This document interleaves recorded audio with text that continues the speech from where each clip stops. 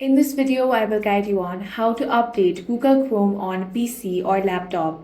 First, open Google Chrome on your computer, whether it is PC or laptop. Next, you want to click on the three-dot menu in the top right corner of your browser.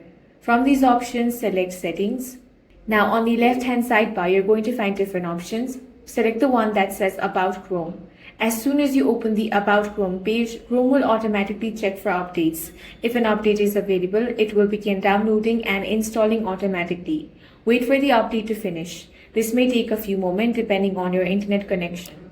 Once your update is complete, you will see a Relaunch button. Click Relaunch to restart Chrome and finish installing the update. After Chrome reopens, you'll be running the latest version with newest features, security updates, and bug fixes. That's how you can update Google Chrome on your PC or laptop. If you found this video useful, make sure to hit the like button and subscribe for more videos like this.